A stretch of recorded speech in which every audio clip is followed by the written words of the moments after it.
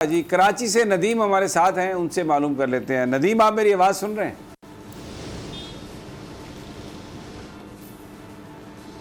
जी समीर साहब। जी नदीम, बताइए कि आज क्या वहाँ पर एहतजाज की सूरत हाल है और इस वक्त क्या हालात मामूल पर हैं?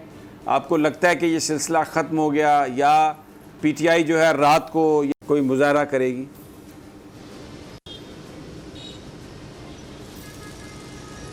जी हाँ, आज PTI की जानिब से पहले तो कराची के अंदर इंसाफ हाउस शारा फैसल पर जमा होने के हवाले से गुज़िश्ता शब ऐलान किया गया था, मगर चूँकि इंसाफ हाउस के मकाम के ऊपर पुलिस और कानून नाफिज करने वाले इदारों के एहलकारों की खासी बड़ी तादाद सुबह के औकात में ही जो है वो तैनात कर दी गई थी। इसी वजह से जो है वो PTI की कराची क़यादत की जानिब से जो है वो मकाम को मुंतकिल करके जो है वो मिलेनियम मॉल जौहर मोड़ के मकाम पर मुंतकिल कर दिया गया था। ताहम इस ऐलान के बाद से जो है वो 1000 से ज़ायद पुलिस और दीगर कानून नाफिज करने वाले इदारों के अहलकार जो है वो मिलेनियम मॉल के मकाम पर पहुंच गए और PTI के जमा होने वाले कारकुनान के ऊपर जो है वो बदतरीन जो है वो तशद्दुद किया जाता रहा।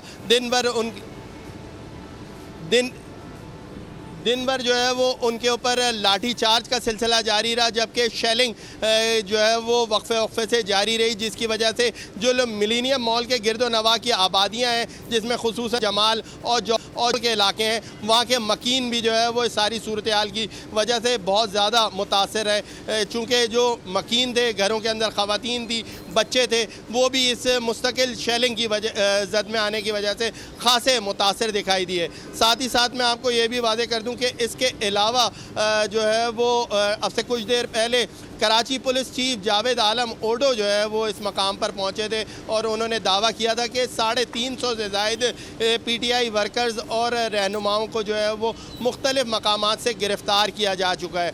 इस वक्त भी जहां मैं मौजूद हूं, जौहर मोड़ मिलेनियम मोड़ के मकाम के पर, तो अब भी जो है वो पुलिस और कानून नाफिज करने वाले इदारों की भारी तादाद जो है वो मेरे अकब में यहाँ पर तैनात है। अगर मेरे कैमरामैन साथी हसनैन आपको मेरे अकब में मनाजिर दिखाएँ तो आपको अंदाज़ा होगा खासी बड़ी तादाद है पुलिस एहलकारों की, रेंजर्स की और दीगर कानून नाफिज करने वाले इदारों की, जो कि रात गए तक अब भी जो है वो यहाँ पर मौजूद हैं और उनकी कोशिश है कि PTI वर्कर्स को यहाँ जमा ना होने दिया जाए। जी ठीक है, बहुत शुक्रिया नदीम आपका।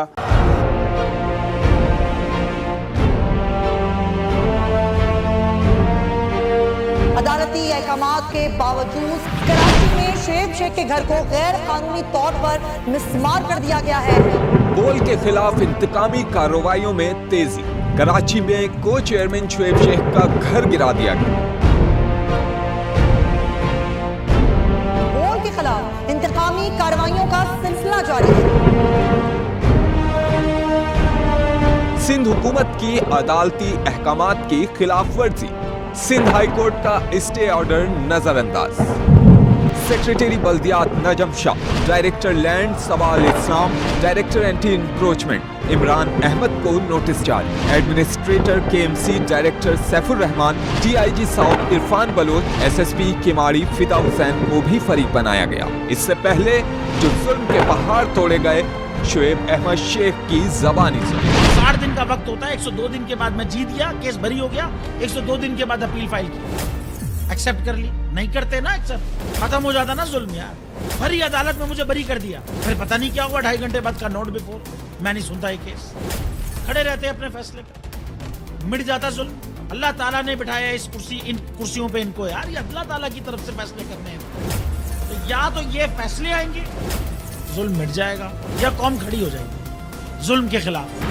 हर मुश्किल के बावजूद बोल हकीकी सहाफत करता रहेगा।